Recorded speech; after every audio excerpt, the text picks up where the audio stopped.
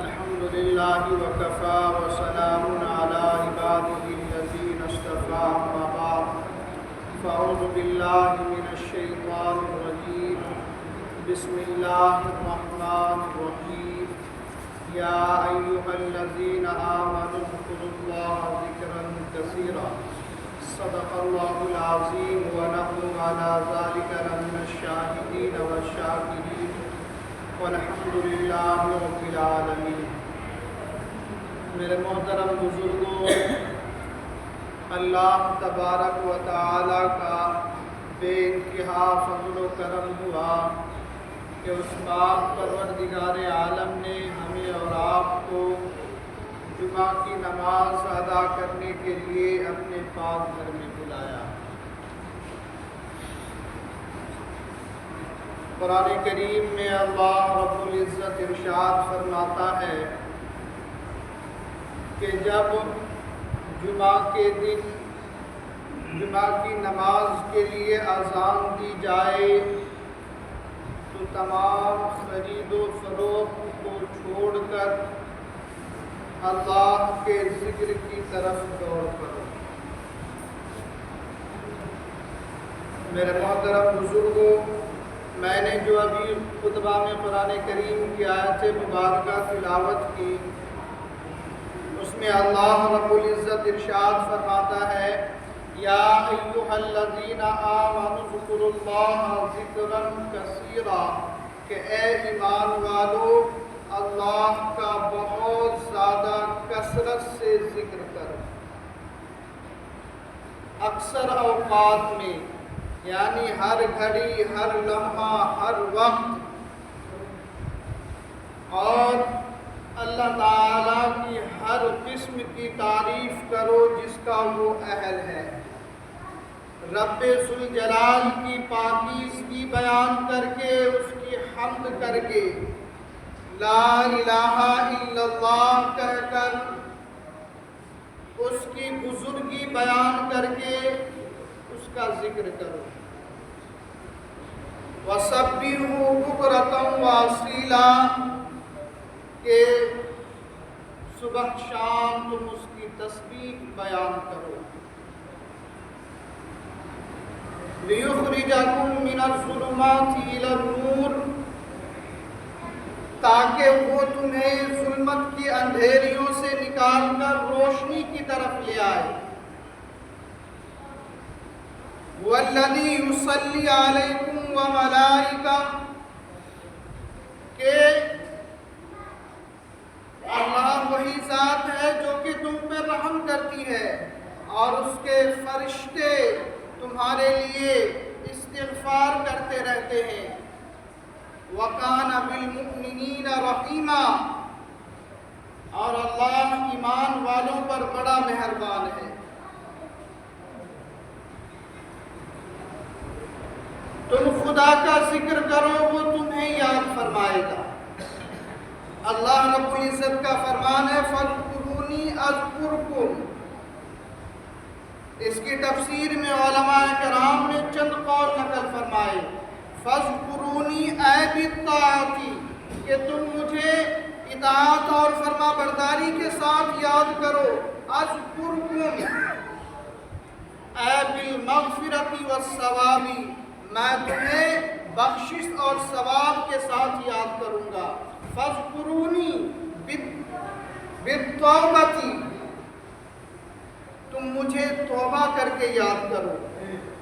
اذکرکم قبولی و مغفرتی، میں تمہیں مغفرت اور قبولیت کے ساتھ یاد کروں گا۔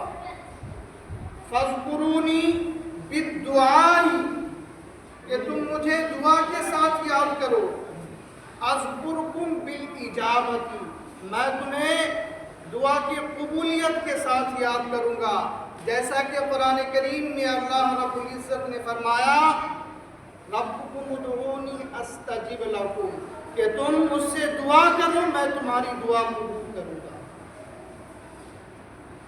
فرمایا کہ فاذکرونی فی مہدیکم، کہ تم مجھے ماں کے گود میں یاد کرو۔ اذکرکم لَأَهْدِكُمْ، میں تمہیں تمہاری قبروں میں یاد کروں گا۔ جیسا کہ اللہ رب العزت کا فرمان ہے وَمَن يَتَوَكَّلْ عَلَى اللَّهِ فَهُوَ حَسْبُهُ، جو شخص اللہ پر بھروسہ کرے تو وہی اس کو کافی ہے۔ آگے فرمایا فَاذْكُرُونِي بِالْإِحْسَانِ، کہ تم مجھے احسان کے ساتھ یاد کرو۔ اذکرکم بالرحمتی، میں تمہیں رحمت کے ساتھ یاد کروں گا۔ جیسا کہ اللہ رب العزت نے قرآن کریم میں فرمایا ان رحمت اللہ قریب من المحسنین، بے شک اللہ کی رحمت احسان کرنے والوں کے قریب ہے۔ حدیث پاک میں نبی کریم صلی اللہ علیہ وسلم نے ارشاد فرمایا اس لیے کہ تم اللہ کے ذکر کے علاوہ زیادہ کلام نہ کیا کرو، اس لیے کہ اللہ کے ذکر کو چھوڑ کر زیادہ کلام کرنے سے دل سخت ہوتا ہے، دل مردہ ہوتا ہے، اور رب ذوالجلال کی بارگاہ میں سب سے زیادہ دور وہ شخص ہوتا ہے، وہ لوگ ہوتا ہے جس کا دل سخت ہوتا ہے، جس کا دل مردہ ہوتا ہے۔ اللہ کے نیک بندوں میں سے کسی ایک شخص کا فوت ہو گیا، انتقال ہو گیا، کسی نے خواب میں ان کو زیارت کی، ان سے ان کی حالت کے بارے میں دریافت کیا، تو اس بزرگ نے فرمایا کہ میرے پاس 2 حسین و جمیل چہرے والے خوشبو سے مہکتے ہوئے 2 فرشتے آئے، اور انہوں نے آ کر مجھ سے کہا کہ تیرا رب کون ہے؟ تو میں نے ان دونوں فرشتوں سے کہا کہ اگر تم نے یہ سوال امتحان کے طور پر پوچھا ہے تو پھر یہ سوال حرام ہے، اور اگر تم نے سوال کے غرض سے پوچھا ہے تو سنو، میرا رب اللہ ہے۔ اس کے بعد اس نے کہا کہ میں نے ان دونوں فرشتوں سے کہا کہ تم اس وقت تک یہاں سے نہیں جا سکتے جب تک تم میرے مالک کی طرف سے، میرے اللہ کی طرف سے میرے بارے میں خبر نہ لے آؤ۔ اب عاطف غیب سے ندا آئی کہ یہ میرا بندہ ہے، جب غیب سے آواز آئی کہ یہ میرا بندہ ہے، پھر اس کے بعد وہ دونوں فرشتے وہاں سے چلے گئے۔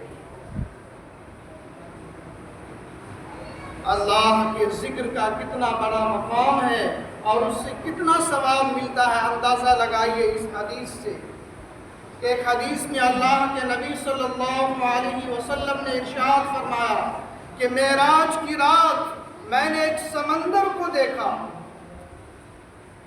اس کی مقدار کو اللہ تعالیٰ ہی بہتر جانتا ہے کہ اس کی مقدار کیا ہے۔ اس سمندر کے کنارے پر میں نے ایک پرندے کے شکل کا ایک فرشتہ دیکھا جس کے 70,000 پر ہیں۔ جب کوئی بندہ سبحان اللہ کہتا ہے تو وہ فرشتہ اپنی جگہ سے حرکت کرتا ہے، اپنی جگہ پہ ہلتا ہے، حرکت کرتا ہے۔ پھر جب بندہ الحمدللہ کہتا ہے تو وہ فرشتہ اپنے پر کو، اپنے پنکھ کو پھیلاتا ہے، اور جب بندہ لا الہ الا اللہ کہتا ہے تو وہ فرشتہ اپنی جگہ سے اڑنا شروع کر دیتا ہے، اپنی جگہ سے پرواز کرتا ہے، اور جب بندہ اللہ کا ذکر کرتے کرتے اللہ اکبر کہتا ہے تو وہ فرشتہ اپنے آپ کو اس سمندر میں گرا دیتا ہے، اور جب بندہ کہتا ہے لا حول ولا قوت الا باللہ العلی العظیم، جب بندہ یہ کہتا ہے تو وہ فرشتہ سمندر سے باہر نکلتا ہے۔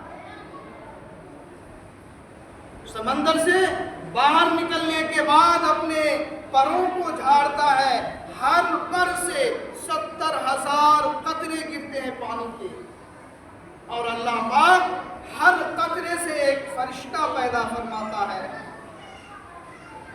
اور جو فرشتہ پیدا فرماتا ہے اللہ تعالیٰ، وہ فرشتہ ان کلمات کے کہنے والوں کے لیے، جس نے سبحان اللہ کہا، الحمدللہ کہا، لا الہ الا اللہ کہا، اللہ اکبر کہا، لا حول ولا قوت الا باللہ العلی العظیم کہا، اس کے لیے قیامت کے دن تک تسبیح اور تحلیل کرتے رہتے ہیں، اس بندے کے لیے بخشش اور مغفرت کی دعائیں کرتے رہتے ہیں۔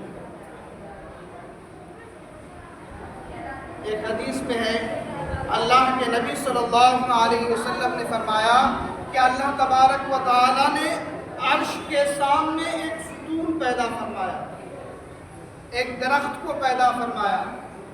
جب بندہ کوئی لا الہ الا اللہ محمد الرسول اللہ کہتا ہے تو وہ درخت اپنی جگہ ہلنے لگتا ہے، حرکت کرتا ہے۔ اللہ تبارک و تعالیٰ اس درخت سے ارشاد فرماتا ہے کہ اے درخت ٹھہر جا۔ وہ درخت جواباً عرض کرتا ہے کہ اے الہی، اے اللہ، میں کیسے حرکت کرنا چھوڑ دوں جبکہ تو نے کلمہ طیبہ لا الہ الا اللہ پڑھنے والوں کی مغفرت نہیں کی۔ تو اللہ تعالیٰ ارشاد فرماتا ہے کہ میں نے کلمہ توحید لا الہ الا اللہ محمد الرسول اللہ پڑھنے والوں کی مغفرت کر دی۔ پھر وہ درخت اپنی جگہ پہ ٹھہر جاتا ہے، رک جاتا ہے۔ ایک مرتبہ حضرت موسیٰ علیہ السلام ایک راستے سے گزر رہے تھے۔ آپ نے ایک بوڑھے آدمی کو دیکھا جس کی بڑھاپے کی وجہ سے یہ کمر جھک گئی، جھک کے چل رہا تھا۔ اس کے گلے میں زنار لٹکی ہوئی تھی۔ زنار جانتے ہیں آپ؟ زنار اس کو کہتے ہیں جو ہندو آدمی اپنے گلے میں ایک جو ہے ڈوری لٹکاتا ہے آگے اور پیچھے کا، جب وہ استنجا کرتا ہے کسی اور چیز کرتا ہے تو اس کو کان میں لپیٹ لیتا ہے، اسی کو زنار کہتے ہیں۔ تو وہ اپنے گلے میں زنار لٹکائے ہوا تھا، اس کے سامنے آگ موجود تھا جس کی وہ پوجا کیا کرتا تھا۔ حضرت موسیٰ علیہ السلام نے اس بوڑھے سے پوچھا کہ تم کتنے سال سے، کتنے عرصے سے اس آگ کی عبادت کر رہے ہو؟ تو اس آتش پرست، اس آگ پوجنے والے بوڑھے نے کہا کہ 10 سال کم 500 برس سے میں آگ کی پوجا کرتا ہوں۔ موسیٰ علیہ السلام نے فرمایا کیا اب بھی وہ وقت نہیں آیا کہ تم اس آگ کی پرستش کو چھوڑ کر توبہ کر لے اور ایک زبردست بادشاہ کی طرف لوٹ جائے؟ تو اس آدمی نے عرض کیا کہ اے موسیٰ علیہ السلام، آپ مجھے یہ بتلائیے، اگر میں بارگاہ خداوندی میں لوٹ جاؤں کیا آپ کا خدا مجھے قبول فرمائے گا؟ حضرت موسیٰ علیہ السلام نے فرمایا کہ اللہ تجھے کیوں نہیں قبول فرمائے گا؟ اللہ تعالیٰ تو سب رحم کرنے والوں میں سے سب سے بڑھ کر رحم کرنے والا ہے، وہ تجھے کیوں نہیں قبول فرمائے گا؟ وہ تمہیں ضرور قبول فرمائے گا۔ تو اس آدمی نے کہا کہ اگر مجھے معلوم ہوتا کہ اللہ تبارک و تعالی اپنے رحمت اور اپنے فضل و کرم سے بھاگنے والے بندے کو بھی قبول فرماتا ہے تو میں ضرور بارگاہ خداوندی میں لوٹ آتا، لہٰذا آپ مجھ پر اسلام کو پیش کیجیے۔ حضرت موسیٰ علیہ السلام نے اس پر اسلام کو پیش کیا، اس نے اسلام قبول کر کے کہا لا الہ الا اللہ موسیٰ رسول اللہ۔ جب وہ مسلمان ہو گیا، اب بجلی کے ایک کڑک نے اس کو پکڑ لیا، اس نے ایک چیخ ماری۔ حضرت موسیٰ علیہ السلام اس کے بدن کو حرکت دینے کے لیے اس کے بدن میں ہاتھ لگایا تو پتا چلا کیا کہ یہ تو دنیا چھوڑ چکا ہے۔ اب موسیٰ علیہ السلام اس کی تجہیز اور تکفین میں مصروف ہو گئے۔ آخرکار موسیٰ علیہ السلام نے اس کو زمین میں دفن کر دیا، پھر اس کے قبر پہ کھڑا ہو کر بارگاہ خداوندی میں عرض کیا کہ الہی، اے اللہ، میں جانتا ہوں کہ آپ نے اس بندے کے ساتھ کیا معاملہ فرمایا، حالانکہ اس بندے نے ساری زندگی آپ کی نافرمانی، شرک کیا، آخری لمحے میں اس نے صرف کلمہ توحید پڑھا ہے، میں جانتا ہوں کہ آپ نے اس بندے کے ساتھ کیا معاملہ فرمایا۔ فوراً جبرائیل علیہ السلام حضرت موسیٰ علیہ السلام کے پاس تشریف لائے اور عرض کیا کہ اے حضرت موسیٰ علیہ السلام، آپ کا رب آپ کو سلام دیتا ہے اور فرماتا ہے کہ آپ نہیں جانتے کہ جو بندہ کلمہ توحید کے ساتھ اور لا الہ الا اللہ محج ہے، لا الہ الا اللہ موسیٰ رسول اللہ کے ساتھ مصالحت کر لیتا ہے، ہم اس کو اپنی بارگاہ میں قرب عطا کرتے ہیں، ہم اس کے پچھلے زندگی کے تمام گناہوں کو معاف کر دیا کرتے ہیں، ہم ان کو بخش دیتے ہیں، ہم اسے جنت کے ریشمی ہولیے پہنایا کرتے ہیں۔ اس کے بعد موسیٰ علیہ السلام اپنی قوم میں واپس تشریف لائے، اپنی قوم کو سارا واقعہ بیان کیا اور انہوں نے لا الہ الا اللہ موسیٰ رسول اللہ کے 24 حروف کو گنوایا۔ قوم نے توبہ کی، اللہ تعالیٰ نے اس کلمے کی برکت سے ہر آدمی کے ایک حرف پر لام کے ایک حرف پر 27 سال کے گناہ معاف فرمائے۔ لا الہ الا اللہ موسیٰ رسول اللہ، لا الہ الا اللہ محمد رسول اللہ، اس کے کل جو ہے 24 حروف ہیں۔ ہر حرف کے بدلے اللہ تعالیٰ نے جو ہے 27 سال کے گناہ معاف فرما۔ میرے محترم بزرگ دوستو، جب کوئی آدمی اللہ کے ذکر سے اللہ کے ذکر کا ارادہ کر لے، پھر بھی اللہ تعالیٰ اس کی مغفرت فرما دیتے ہیں۔ ایک حدیث میں ہے کہ ایک شخص کو کل قیامت کے دن اللہ کے دربار میں لایا جائے گا، اسے اللہ کے سامنے اللہ کے بارگاہ میں کھڑا کر کے اس کا حساب کتاب کیا جائے گا، حساب لیا جائے گا۔ حساب کتاب کے بعد وہ شخص قلت حسنات یعنی نیکی کی کمی کی وجہ سے اور کثرت سیئات اور گناہوں کی زیادتی کی وجہ سے دوزخ کا مستحق ہوگا۔ اس کے بدن پر کب کبھی تاری ہوگی، وہ ہلاکت کے قریب ہوگا۔ پھر اللہ رب العزت کی طرف سے اعلان ہوگا کہ اے فرشتوں، اس کے دفتر کو چیک کرو کہ اس کے نامہ اعمال میں کیا کوئی نیکی تم دیکھتے ہو۔ فرشتے دوبارہ دفتر کو چیک کریں گے اور عرض کریں گے الہی، ہم اس کے نامہ اعمال میں کوئی نیکی نہیں دیکھتے۔ تو اللہ رب العزت ارشاد فرمائے گا کہ میرے پاس اس کی ایک چیز موجود ہے۔ ایک رات یہ سویا ہوا تھا، ایک رات یہ سویا ہوا تھا، میرا ذکر کرنے کے ارادے سے بیدار ہوا، میرا ذکر کرنے کی جو ہے کرنے کے لیے یہ جاگا، لیکن اس پر نیند کا غلبہ ہوا، نیند کی غلبے کی وجہ سے یہ میرا ذکر نہیں کر سکا۔ میں نے اپنے اس بندے کو میرا ذکر کرنے کے ارادے سے بیدار ہونے کی وجہ سے میں نے اس کی مغفرت کر، میں نے اسے دوزخ سے نجات عطا فرما کے جنت کا داخلہ عطا کر۔ میرے محترم بزرگ دوستو، شیطان ہمارا ازلی دشمن ہے۔ ایک حدیث میں اللہ کے نبی صلی اللہ علیہ وسلم نے فرمایا، لعنتی شیطان رب ذوالجلال کی بارگاہ میں عرض کیا کہ اے رب ذوالجلال، مجھے تیری عزت اور تیرے جلال کی قسم، میں قیامت تک تیرے بندوں کو گمراہ کرتا رہوں گا جب تک اس کے جسم میں روح ہے، میں اس کو کفر اور معصیت کا حکم دیتا رہوں گا، تو اللہ رب العزت نے فرمایا کہ اے ملعون، مجھے میری عزت اور میرے جلال کی قسم، جب تک میرے بندے مجھ سے بخشش طلب کرتے رہیں گے، میرا ذکر کرتے رہیں گے، مجھ سے معافی مانگتے رہیں گے، میں اسے ہمیشہ معاف کرتا رہوں گا۔